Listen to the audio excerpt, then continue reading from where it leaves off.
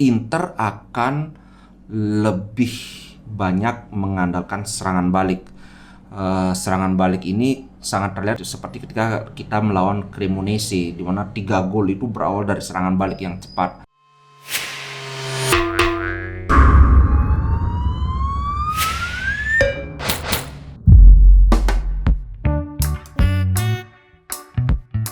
Halo Sobat Ngomin, apa kabar? Akhirnya kita berjumpa kembali di konten Ngomin. Ngomongin Inter. Oke, ini aku mau bawain sebuah, berapa ya? Bukan sebuah, tapi 2 buah atau 3 buah lah berita update soal Inter Milan. Yang pertama dari Hakan sedikit aja ya. Nah, Hakan ini belum ketahuan nih apakah nanti kita lawan Roma dia siap bermain.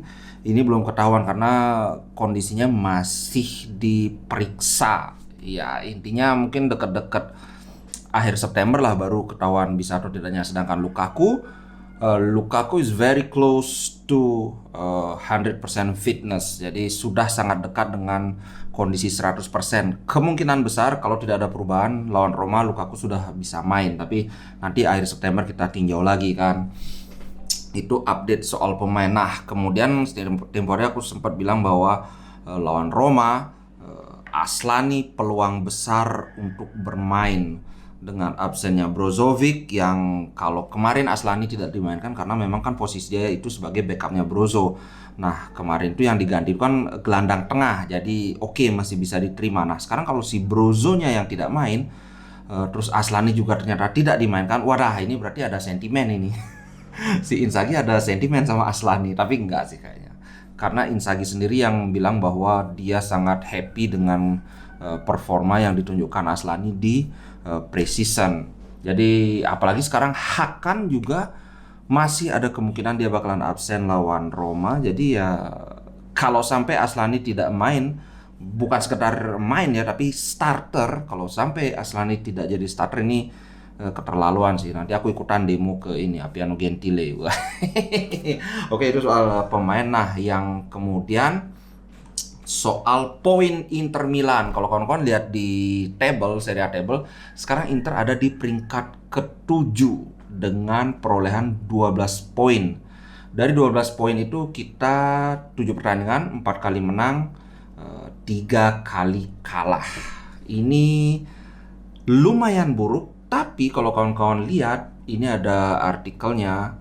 Inter must put 9 drop points from 7 matches behind them as Juventus did in 2015 and Antonio Conte in 2020 to win Scudetto. Jadi intinya adalah Inter harus melupakan 9 poin yang kita hilang ini, karena Juventus melakukannya di tahun 2015. Bahkan lebih parah lagi, Juventus itu kalau nggak salah lebih dari 9 poin. Berapa mereka kehilangan poin ya waktu ya? Waktu itu mereka cuma mengkoleksi 8 poin. Kalau kita lumayan 12 poin kan. Dan waktu itu Juventus akhirnya malah jadi Scudetto dengan margin yang agak jauh. Itu Juventus. Nah, kemudian buat kawan-kawan yang fansnya Conte kan banyak banget, wah ini Inzaghi nggak bisa kayak Conte. Nah, di tahun ketika kita Scudetto itu musim 2020-2021 kita juga sama. Cuma waktu itu adalah kita seri 3 kali, kalah sekali.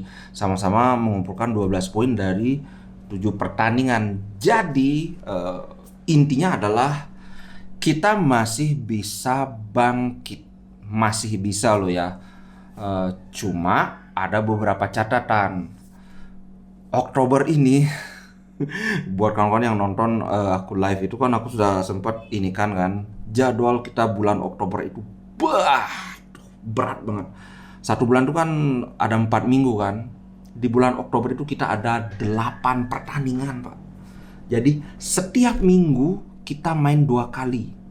Yang harusnya 1 kali seminggu, ini setiap minggu selama sebulan kita main 2 kali. Dan ini bukan sekedar kita main 8 kali aja. Di antara itu ada Barcelona 2 kali. Kemudian Roma juga berat, Barcelona berat. Kemudian siapa lagi? Kalau nggak salah itu Fiorentina nggak terlalu berat, tapi ya jelas bukan lawan enteng kan. Paling yang paling ringan di antara daftar yang sudah aku sebutkan dulu ya Salernitana dan apa lagi satu yang jadi ini, yang jadi juru kunci itu apa sih? Sampdoria. Jadi itu pun belum tentu karena sewaktu Monza lawan Juventus, Monza itu juru kunci. Tahu-tahu mereka menang lawan Juventus. Jadi ya Oktober ini ngeri-ngeri sedap, Pak. Itu jadi yang bisa kita harapkan, jadi jangan terlalu apa namanya istilahnya, jangan terlalu berkecil hati. Kita masih mungkin untuk bangkit, tidak ada yang tidak mungkin dalam sepak bola, walaupun harus diakui juga ini sulit. Oke, jadi ya kita antara optimis dan realistis juga. Oke, itu dua poin yang ingin aku sampaikan. Sekarang kita mau masuk ke poin utama. Inzaghi siap menghadirkan skema baru dalam permainannya. Ini aku ambil dari La Gazzetta kan. Bukan perubahan formasi. Inter masih akan bermain dengan 3-5-2, tapi seperti yang aku bilang, formasi itu hanya faktor kesekian. Formasi Inter di zaman Inzaghi dan di zaman Conte itu sama 3-5-2, tapi model permainannya itu sangat berbeda. Jadi buat kawan-kawan yang wah harusnya ganti formasi, masalahnya bukan di formasi, karena musim lalu kita pakai 3-5-2 kita hampir Scudetto dan kita double winner. Zaman Conte kita pakai 3-5-2 juga kita Scudetto. Jadi bukan masalah mengganti formasi, tapi bagaimana formasi itu dijalankan. Nah, kawan-kawan pasti sudah tahu ya, musim lalu 3-5-2 ala Inzaghi itu adalah kita bermain dengan high defensive line. High itu artinya tinggi. Jadi dengan garis pertahanan yang agak tinggi, kemudian pressing yang juga pressing high, bukan high pressing ya, tapi pressing high. Artinya kita memulai pressing itu dari garis depan, terutama ini dilakukan oleh Lautaro Martinez yang paling kelihatan. Pressing ini walaupun tidak seketat seperti gegen pressing yang dilakukan Liverpool, tapi jelas beda dengan era Conte. Di mana di era Conte itu kita tidak memulai pressing sebelum lawan itu memasuki wilayah pertahanan kita. Nah, ternyata sekarang ada laporan bahwa Inzaghi siap mengubah itu semua. Nah, buat kawan-kawan yang ada kemarin yang komen kan, nggak usah sok idealis. Inter itu bisa juara kalau kita mainnya defensif. Ya, gitulah kan namanya pengamat layar kaca kan. Nah, sekarang ini mungkin somehow ini sampai ke telinganya Inzaghi, dan Inzaghi sekarang akan mengubah pertahanan Inter dengan lebih low block. Low block itu artinya garis pertahanan itu dimundurkan, otomatis yang di depannya itu juga ngikut, terutama si Brozovic. Jadi dengan skema pertahanan yang seperti ini, Inter akan lebih banyak mengandalkan serangan balik. Serangan balik ini sangat terlihat seperti ketika kita melawan Cremonese, di mana 3 gol itu berawal dari serangan balik yang cepat. Seperti yang aku bilang, aku agak pesimis apakah Inzaghi bisa memainkan permainan low block, karena bertahan itu juga ada seninya. Nggak semua pelatih bisa main bertahan dengan baik. Intinya penempatan pemain itu harus apa ya, sedemikian hingga kita bisa menyusun serangan balik yang cepat. Misalnya ketika kita bertahan, bagaimana caranya ketika kita mendapat bola, transisi dari bertahan ke menyerang itu berlangsung dengan sangat cepat. Nah, yang aku baca ini Inter akan sangat mengandalkan Gosens dan Lukaku. Kita tahu Lukaku adalah pemain yang sangat pandai mengeksploitasi ruang, terutama ketika ada jarak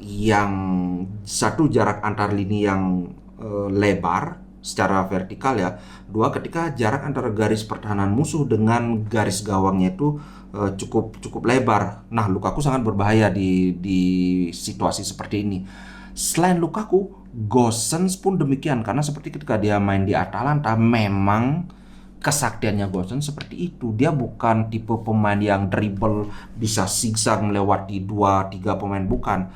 Dia itu adalah tipe ketika garis pertahanan musuh itu agak maju, tahu dia seperti hantu langsung melewati garis pertahanan itu mengejar bola wilayah yang diberikan oleh pemain-pemain Inter, atau kalau dulu ya pemain Atalanta kan. Nah, rupanya Inzaghi ingin mencoba skema menyerang yang seperti itu. Kita low block, jadi ya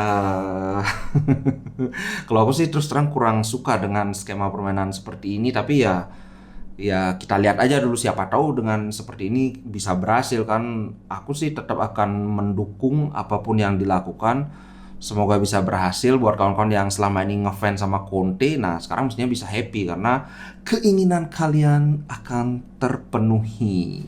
Oke. Kita lihat aja nanti bulan Oktober lawan Roma. Masalahnya adalah Mourinho juga adalah pemain yang cenderung mainnya bertahan. Jadi kalau mereka main bertahan, kemudian Inter juga main bertahan, siap-siap kita akan berjuang melawan rasa kantuk. Tapi nggak apa-apa. Bagiku ini permainan yang cantik itu adalah bonus. Tetap yang utama itu menang atau enggak. Walaupun kita misalnya main lambat, kutak-kutik di daerah pertahanan sendiri, tapi kalau menang ya udahlah, nggak apa gitu. Oke, gimana menurut komentar kalian? Kalian prefer gaya bermain Inter seperti selama ini, terutama seperti musim lalu ya ketika dipegang Inzaghi kan? Atau ketika ini idenya baru ini kembali ke zaman Conte, main di belakang, kutak-kutik tiga itu, kemudian bola lambung ke depan atau bola terobosan ke depan dengan serangan balik Inter itu kalau dulu kan digawangi oleh Lukaku, Barella, kemudian Hakimi juga kan, sama-sama punya kecepatan. Nah, kalau sekarang itu yang akan diandalkan adalah Lukaku dan Gosens. Mungkin Barella juga, karena seperti yang aku bilang, Barella ini adalah tipe pemain yang tidak bisa hold up play, nggak bisa dia nahan bola. Dia kalau tipenya itu kalau dia terima bola push ke depan gitu. Jadi yang mestinya tiga pemain ini yang akan sangat berperan dalam serangan balik Inter. Dengan registanya ya tetap Brozovic, tapi lawan Roma kan Brozovic nggak main, ya Aslani. Menarik kita lihat bagaimana pola yang baru ini akan diterapkan oleh Inter. Oke, nah itu dulu untuk apa ya istilahnya konten kali ini. Aduh, istilah kata aja muncul lagi. Ingat buat kawan-kawan, kalau ngomin lagi live usahakan datang karena kita ada door prize. Kemudian untuk yang door prize kemarin buat Bro Asis, ini Sultannya Tanah Jawa. Wih, Sultannya Tanah Jawa. Udah aku kirim door prize-nya. Oke, nantikan lagi live berikutnya. Kalau malam ini aku belum bisa live, mungkin besok baru bisa ya. Tapi nanti aku akan bikin ini. Kedepannya aku ingin live-nya itu terjadwal kayak setiap hari Minggu, Rabu, Sabtu kayak gitulah. Pokoknya pingin ada jadwal yang pasti loh. Jadi kawan-kawan know what to expect. Jadi tahu kapan. Oh, sekarang hari ini si ini pasti live kayak gitulah. Tapi nanti dulu aku susun jadwalnya dulu ya. Oke guys, itu dulu. Sampai jumpa di konten berikutnya. Ciao.